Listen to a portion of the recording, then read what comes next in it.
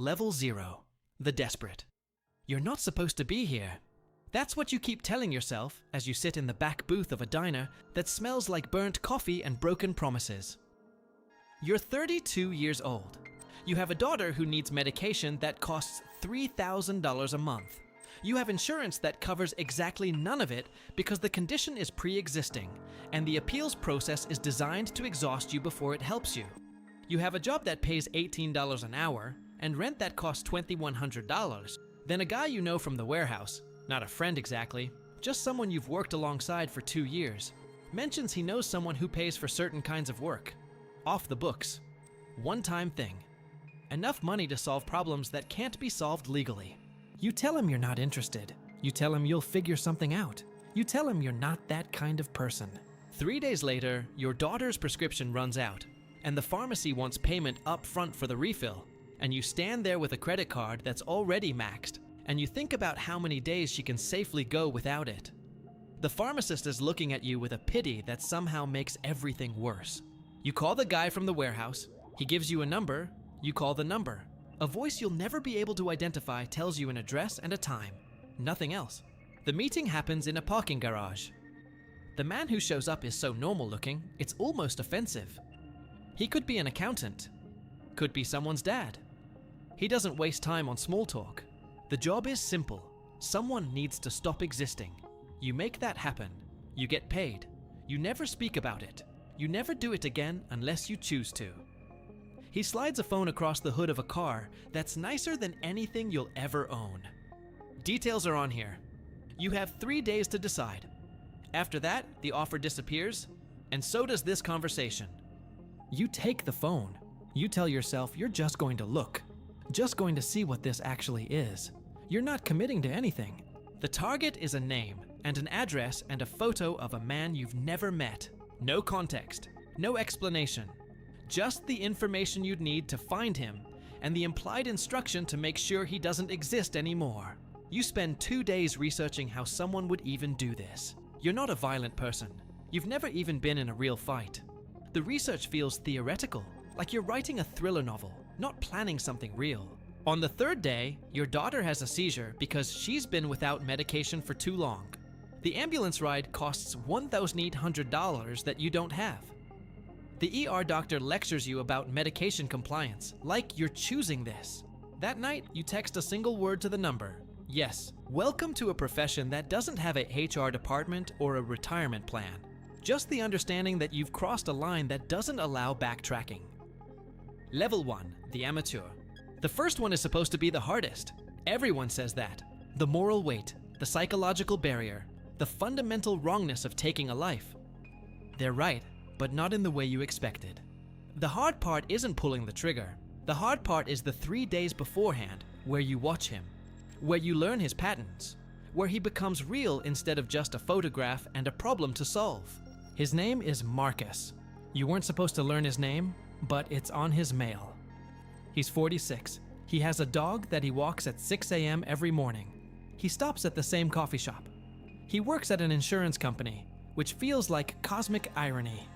One of the companies that denies claims like the ones that broke you. On the 3rd day, you wait in the parking structure where he parks. Early morning, no cameras in this section, you've checked. He walks past and you step out, and your hand is shaking so badly, you almost drop the gun. Marcus Welland, you say, because you need him to confirm. Need to be sure. He turns, confused, not scared yet. Yes? The shot is louder than movies suggested. The sound bounces off concrete and comes back distorted. You walk to your car. You don't run. The instructions were clear about that. You drive exactly the speed limit. You stop at a red light, and there's a woman in the car next to you, singing along to the radio.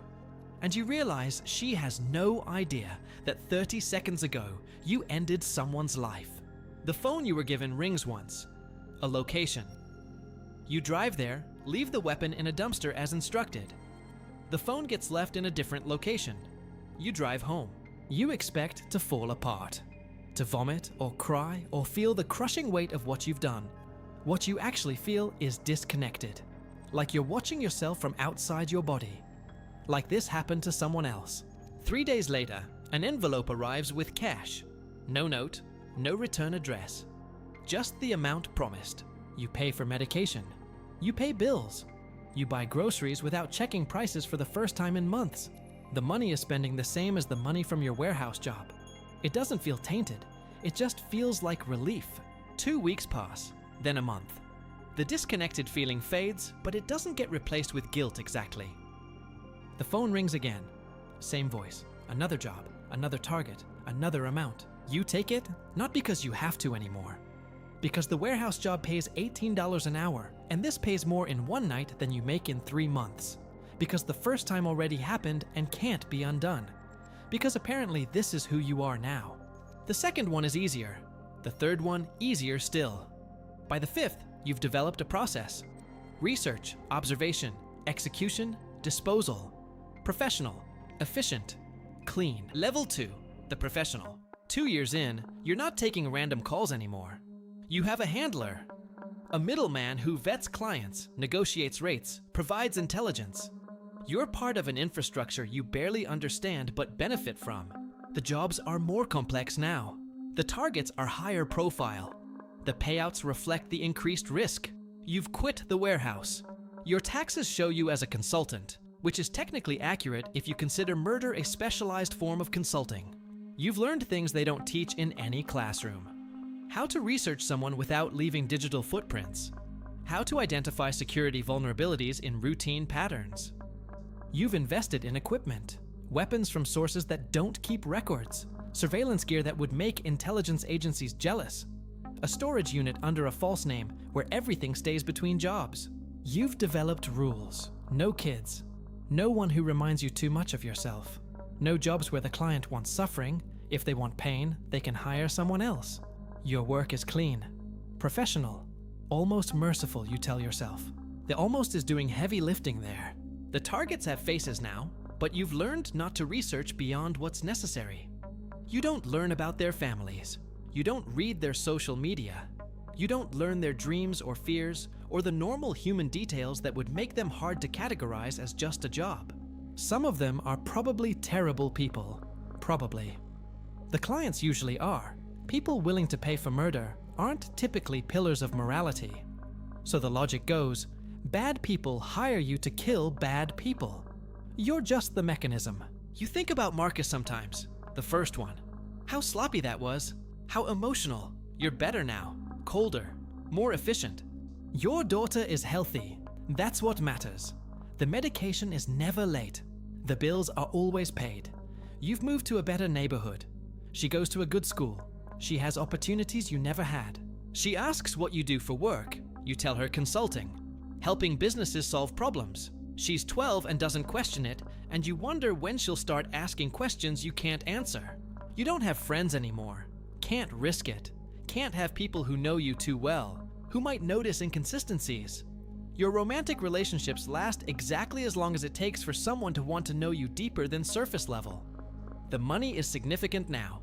6 figures annually. You're investing it, laundering it through legitimate channels. Building a future where maybe, eventually, you can stop.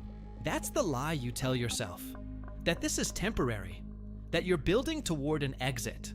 But the calls keep coming, and you keep answering, and the number of people who've stopped existing because of you keeps growing.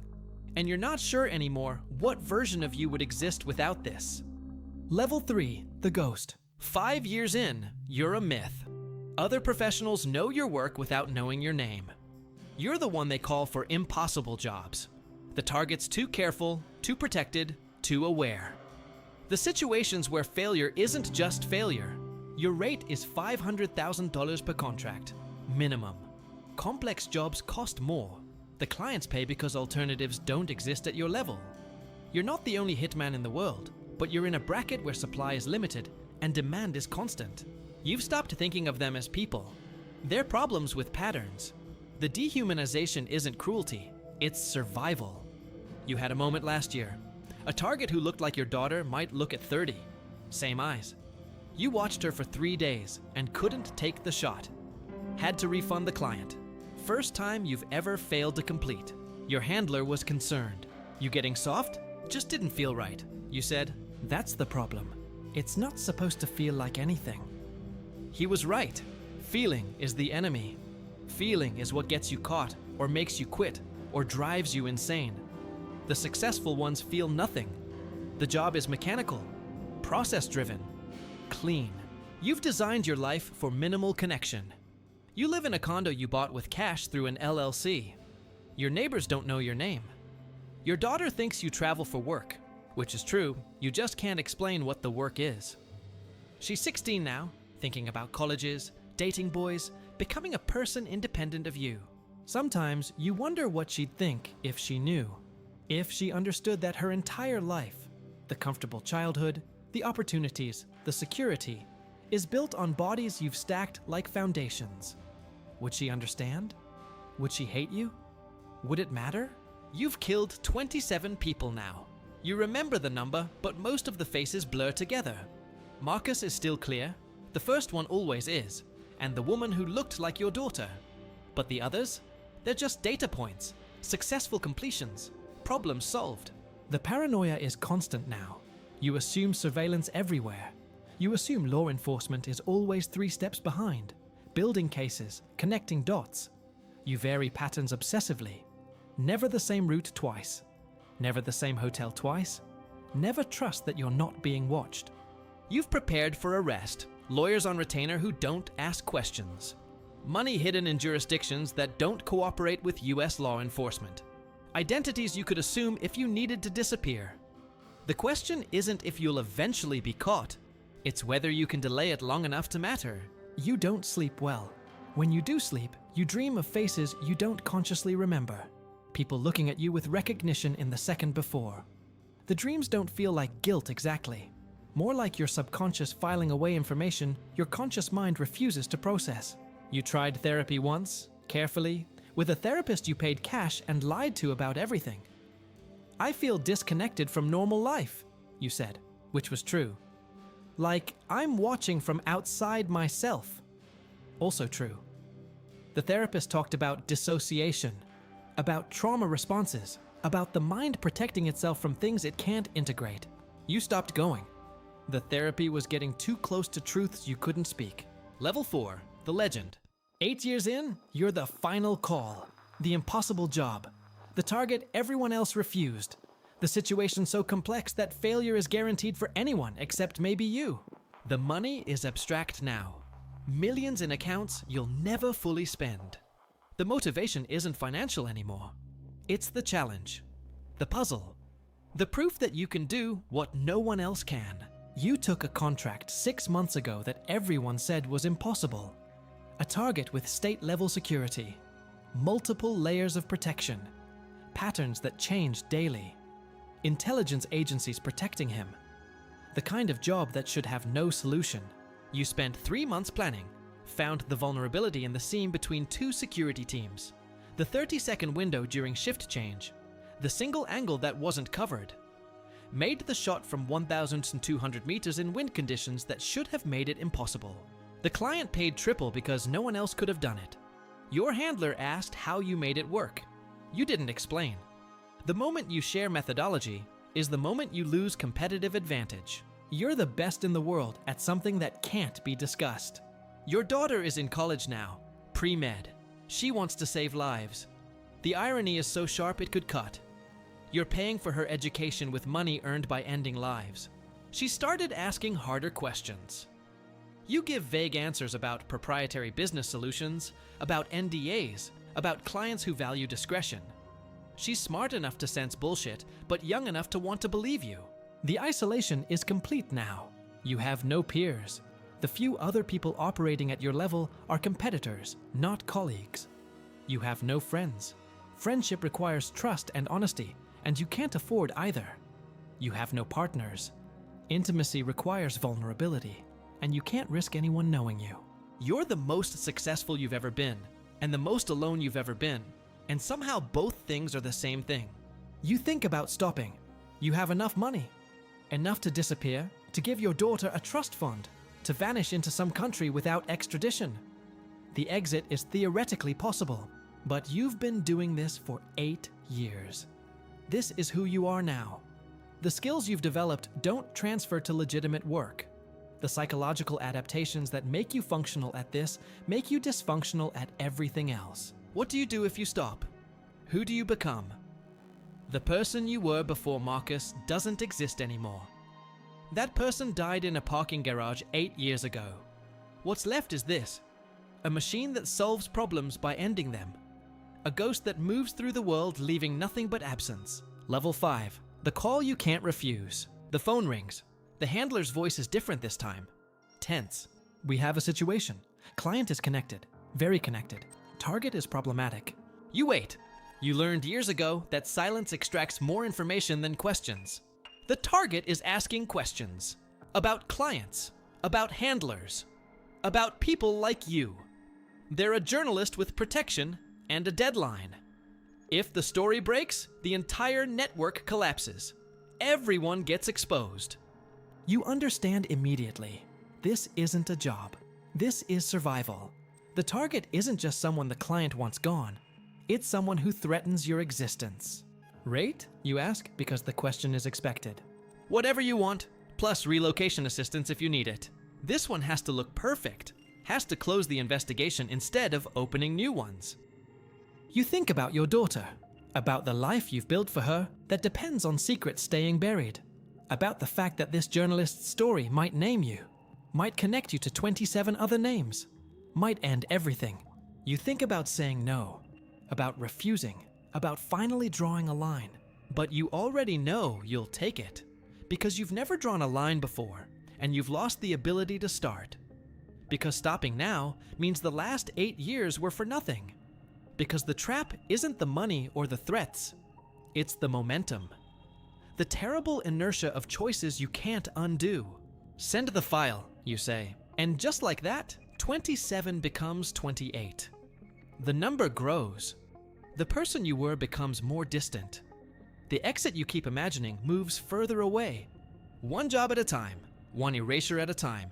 One day further from the person who thought this would be temporary. Until temporary becomes permanent. Until the role becomes the person. Until there's nothing left but this. The phone call ends. You start planning. Because this is what you do. This is what you are. And stopping would require becoming someone you no longer know how to be.